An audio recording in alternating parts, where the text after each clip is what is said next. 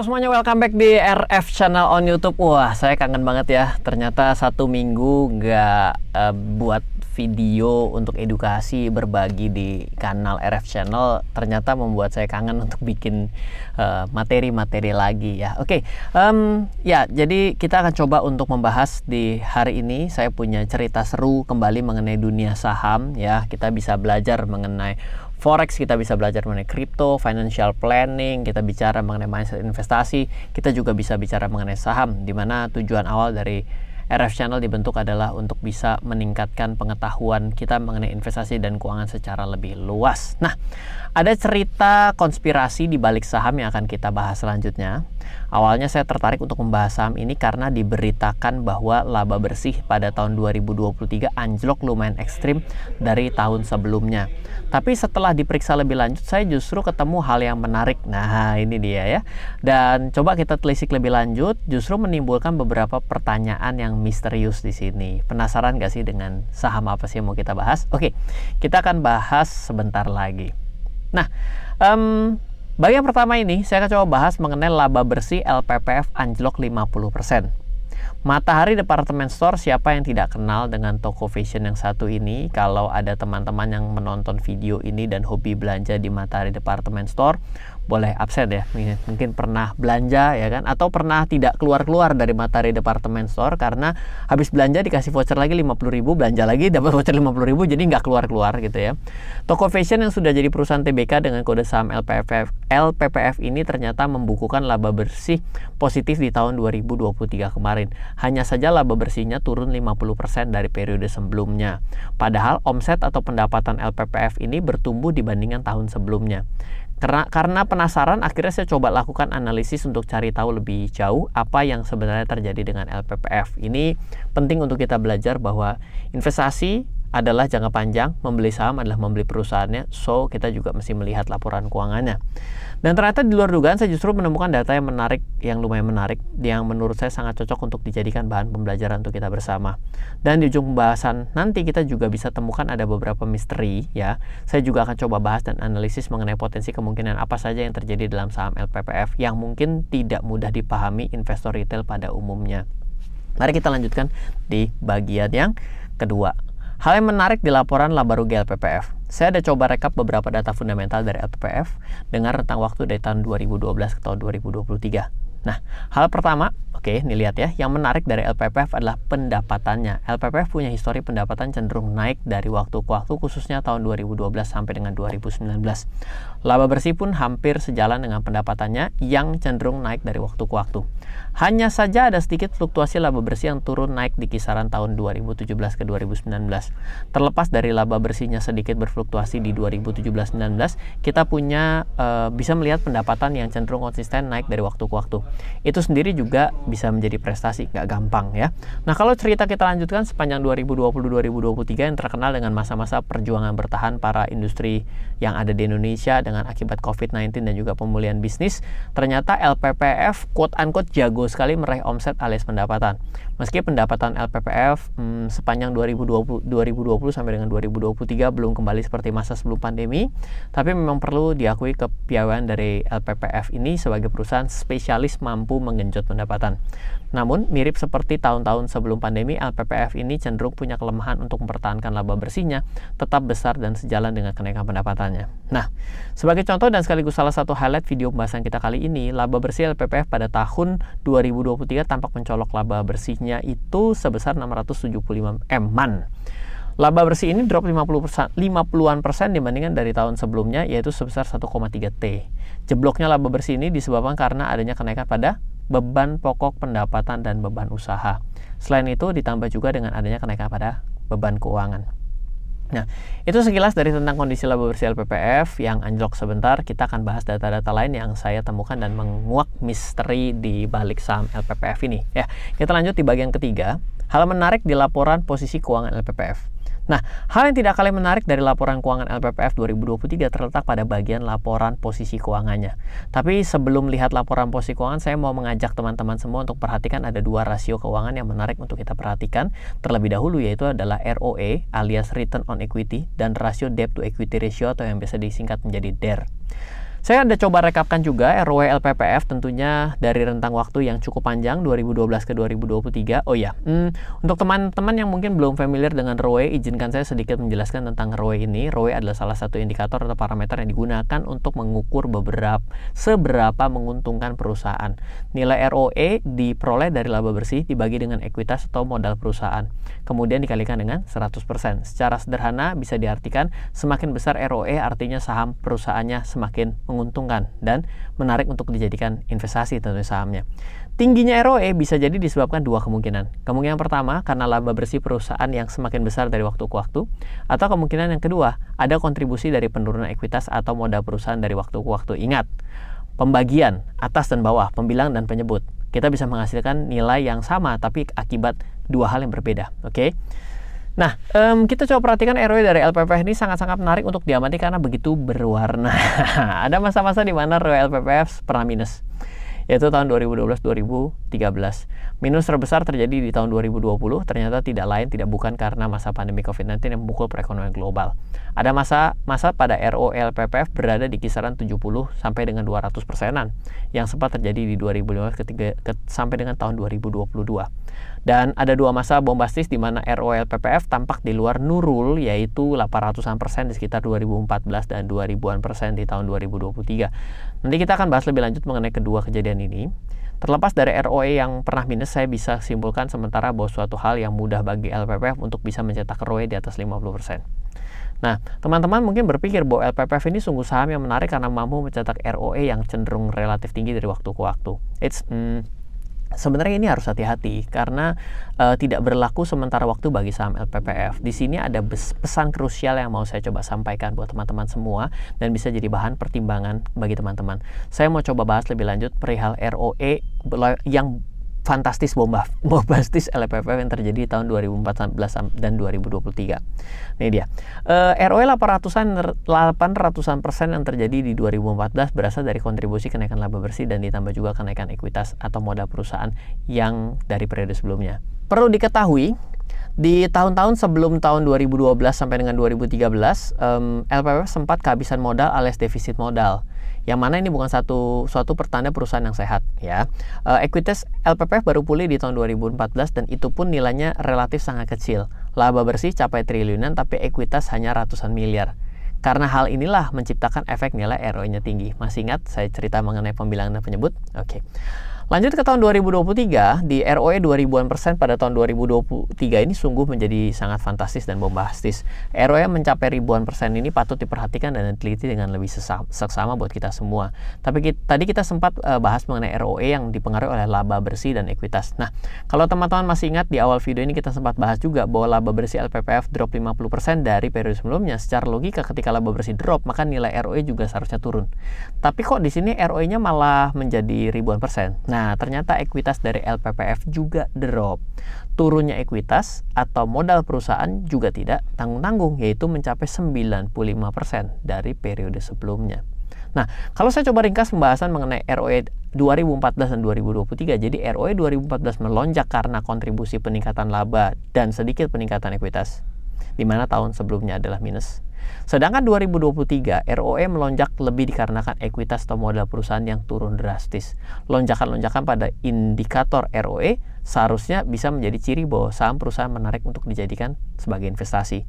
Tapi dalam contoh kasus ROE LPPF ini nampaknya kita perlu kembali berwaspada bahwa ini menjadi sesuatu kelemahan dalam matematis gitu ya. Itu tadi tentang ROE. Sekarang saya juga mau bahas dari satu indikator parameter fundamental lainnya, yaitu yang disebut dengan debt to equity ratio. Sebelumnya nanti kita masuk ke satu bagian penting yang mau kita coba lihat bersama pada bagian laporan posisi keuangan. Jadi DER adalah salah satu indikator atau parameter yang digunakan untuk mengukur seberapa mampu perusahaan membayar seluruh liability atau hutang alias kewajiban dengan menggunakan seluruh ekuitas atau modal yang dimiliki. Nilai DER diperoleh dari utang dibagi dengan modal perusahaan. Secara sederhana bisa diartikan semakin besar nilai DER, itu artinya perusahaan rawan terancam tidak mampu untuk bayar hutang. Tingginya DER bisa disebabkan dua kemungkinan, kembali lagi. Kemungkinan pertama karena utang perusahaan yang semakin besar dari waktu ke waktu, atau kemungkinan yang kedua ada penyebab dari penurunan ekuitas lagi atau modal perusahaan dari waktu ke waktu. Nah, saya mau ajak teman-teman untuk melihat grafik berikut. Ya, oke, kalau kita perhatikan sama-sama nih, pada rekap data yang sudah saya buat mata teman-teman mungkin besar langsung akan terarah ke satu titik yang sangat ekstrim, yaitu DER pada tahun 2023, oke? Ya, DER dari LPPF melonjak begitu membagongkan hingga 190 kali. Angka 190 kali ini artinya utang perusahaan besarnya 190 kali lebih besar dibandingkan modal yang dimiliki perusahaan. Oke, gimana nih kalau menurut teman-teman sendiri? Coba teman-teman bayangkan pada suatu usaha yang namanya utang 190 kali lebih besar dari modal yang dimiliki sama usaha kita sendiri ya. Berarti full leverage. Kalau ditelisik lebih lanjut, penyebab membengkak DER ini dikarenakan utangnya melonjak dari periode sebelumnya, baik utang liabilities jangka pendek ataupun jangka panjang. Keduanya mengalami kenaikan dibandingkan tahun sebelumnya. Nah, utang-utang yang bertambah sebenarnya DER yang melonjak ini lebih disebabkan karena modal perusahaan yang juga menyusut. Nah, ini masalahnya. Perihal modal atau ekuitas ini juga kita sempat bahas di ROE tadi. Kalau saya coba ringkas pembahasan mengenai DER dari LPPF khususnya tahun 2023, DER LPPF ini meningkat karena disebabkan utang yang membesar dari periode sebelumnya. Tapi lebih dari sekedar utang yang meningkat, DER yang melonjak ini lebih dikarenakan modal atau ekuitas yang menciut begitu drastisnya, dan ini bukan suatu kondisi yang menunjukkan bahwa perusahaan dalam keadaan yang baik. Nah, kalau perhatikan dua indikator atau parameter yang kita bahas sebelumnya benar-benar terpengaruh oleh satu komponen yang ada dalam posisi laporan keuangan. Apa itu? Yaitu adalah modal. Oke, makanya ujung-ujungnya modal ya. Ini saya coba visualisasikan jumlah ekuitas dari LPPF dari tahun 2012 sampai dengan 2023 dalam sebuah grafik. Seperti yang bisa kita lihat bersama, LPPF sempat alami defisit pada tahun 2012-2013. Kalau teman-teman ingat dengan grafik ROE dan DER sebelumnya, ROE dan DER LPPF juga minus di tahun 2012-2013. Hal ini tidak lain dan tidak bukan dikarenakan ekuitasnya yang minus. Berlanjut di 2021 ke 2023, kita bisa lihat bersama bahwa ekuitas LPPF cenderung turun dari waktu ke waktu. Dari gambar di grafik kita bisa lihat jumlah ekuitas atau modal LPPF tahun 2023 merupakan yang terendah dari semenjak 2014 atau dari 9 tahun yang lalu. Yang menjadi pertanyaan, kemana perginya modal perusahaan? Perusahaan jago cetak omset alias pendapatan, tapi kok kenapa modal perusahaan malah cenderung tergerus dari waktu ke waktu? Itu adalah poin kritis. Kebetulan di bagian laporan posisi keuangan, spesifiknya di bagian ekuitas, kita bisa temukan ada catatan. Catatan ini adalah catatan pada nomor 14. Ini kita harus biasa membaca laporan keuangan. Setelah saya coba cari tahu di catatan tersebut, ternyata LPPF melakukan buyback sahamnya beberapa kali dari 2022 sampai 2023. Proses buyback saham biasanya dilakukan dengan menggunakan ekuitas atau modal perusahaan, dan ini bisa jadi salah satu penyebab ekuitasnya berkurang. Di satu sisi, buyback saham bisa menjadi suatu aksi korporasi yang memberi dampak positif secara tidak langsung. Dengan adanya buyback saham, maka jumlah saham beredar berkurang. Ketika jumlah saham beredar berkurang, maka secara tidak langsung bisa memberikan EPS, earning per share alias laba bersih per lembar saham, dan definisi juga bisa meningkat. Sampai di sini kita bisa melihat buyback adalah terlihat baik-baik adanya. Meski aksi korporasi dari buyback ini cenderung baik, tapi ada beberapa pertanyaan misteri yang belum terpecahkan. Berdasarkan catatan nomor 14 dalam laporan keuangan ini, dilaporkan bahwa LPPF melakukan buyback sahamnya di 2022-2023 dengan kisaran atau target harga pembelian di 7.950 per lembar saham. Meski buyback adalah suatu aksi korporasi yang tendensinya positif, tapi apakah perlu dan sepenting itukah menggelontorkan ekuitas atau modal perusahaan yang tidak sedikit untuk melakukan buyback? Dan kenapa justru tidak buyback ketika harga saham cenderung dalam keadaan serendah-rendahnya? Sebagai tambahan informasi, kalau LPPF buyback saham di target harga 7.950-an, harga LPPF ketika sedang kita membuat ini mungkin saat ini di level 1000-an gitu ya. Nah, untuk jawaban misteri ini saya akan coba bagikan sedikit cerita behind the scene yang mungkin terjadi. Perlu diingat, ini disclaimer on di awal, bukan bahwa analisis yang saya ceritakan selanjutnya merupakan praduga sementara yang belum tentu serta-merta terjadi di LPPF. Anggaplah ini adalah suatu cerita dongeng. Terlebih lagi, analisa selanjutnya ini lebih bertujuan untuk edukasi, khususnya bagi kita semua sebagai bagian dari golongan investor itu yang mungkin tidak pernah tahu kejadian-kejadian luar biasa yang bisa terjadi di balik layar dan tidak bisa dilihat secara kasat mata oleh investor retail. Oke, jadi seperti ini ya. Kadang-kadang kita bisa mengetahui bahwa kenapa ada orang yang akhirnya terpaksa untuk membuyback di harga yang mahal. Mungkin juga karena dia ada sebuah janji-janji tertentu dengan hutang piutang. Sehingga ketika sahamnya turun dengan tertentu, sehingga dia harus ada kewajiban untuk membuyback di harga yang mahal. Nah, itu adalah sesuatu yang baguskah? Ya, dalam keadaan seperti ini, karena yang namanya kewajiban kan harus dikembalikan. Kewajiban harus dipenuhi, kalau tidak mereka akan menjadi wan prestasi. Nah, hal seperti ini mungkin bisa menjadi sesuatu yang di balik layar. Dan apakah itu adalah menjadi suatu berita yang baik? Jawabannya adalah tidak baik. Jadi buyback juga ROE besar kelihatan bagus jadi nggak bagus, DER-nya besar ternyata emang jelek, tapi DER besar itu diakibatkan karena apa gitu ya. Pada omsetnya bagus, tapi kita juga melihat ternyata ekuitas habis karena untuk buyback, tapi habis buyback dengan harga yang tinggi. Ini mungkin sesuatu yang lebih misterius gitu. Jadi itu ada suatu cerita saja bahwa mungkin saja ada suatu janji tertentu kenapa dengan harga yang cuma 1000-an harus dibayar dengan harga 8.000-an, bener nggak? Oke, bagian keempat ya, merekap dan kesimpulan. Oke, saya akan coba rekapan seluruh pembahasan kita pada saham LPPF kali ini. Pendapatan LPPF tahun 2023 naik dibandingkan periode sebelumnya. Sayangnya labanya anjlok 50% dibandingkan periode sebelumnya. Hal ini diakibatkan karena kenaikan pada beban pokok pendapatan, beban usaha, dan beban keuangan. Ini fakta-fakta yang ada. Rasio keuangan ROE dan DER LPPF pada tahun 2023 tiba-tiba melonjak signifikan. Lonjakan ROE seharusnya jadi berita menarik, malah ternyata jadi tidak terlalu oke, karena ada cerita di belakangnya juga, karena ini adalah masalah matematika. DER yang naik juga menjadi bukan sesuatu hal yang bagus, dan ini lebih repotnya lagi adalah DER-nya meningkat dengan melonjak dengan tinggi diakibatkan karena apa? Karena modal yang menyusut. Nah, lonjakan pada ROE dan DER tidak lepas dari pengaruh satu komponen, yaitu adalah ya ekuitas ya, dan ekuitasnya digunakan untuk buyback, di mana buybacknya ini digunakan untuk membuyback sesuatu saham dirinya yang mahal gitu ya. Oke, mungkin poin yang terakhir, kembali lagi, kita belum tentu pasti ya dengan apa yang terjadi di balik layar atas keganjilan proses buyback yang dilakukan. Apakah mungkin adanya aksi gadai saham, apa ada lain sebagainya, kita tidak bisa mengetahui dengan baik. Tapi yang jelas kita menjadi investor retail tetap harus kritis dalam melihat hal-hal seperti ini gitu ya. Gimana menurut teman-teman semua tentang pembahasan kita kali ini? Agak berat? Yes, betul ya. Ala detektif? Yes, betul. Tapi itu kan namanya analisa harus seperti itu ya.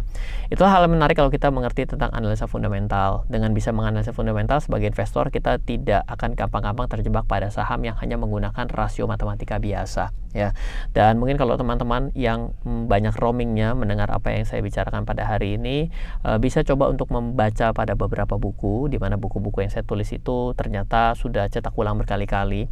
Bagus sekali untuk memberikan pemahaman secara basic yang juga bisa dibaca dan diulang beberapa kali. Contohnya bisa membaca dari Yuk Belajar Nabung Saham, Trading versus Investing, Investasi Saham ala Fundamentalis Dunia, Formula Mencari Investasi Saham Terbaik, lalu juga bisa membaca Simple Trading, Simple Investing gitu ya. Kalau kesulitan memilih buku, karena saya punya buku totalnya sudah di atas 20, silahkan coba hubungi tim saya di 0852 882 6187, atau juga bisa mengikuti kelas yang dibuat baik yang dibawakan oleh saya ataupun dengan tim saya. Ada namanya Start Investing, ada Invest Start, ada Fundamental Camp.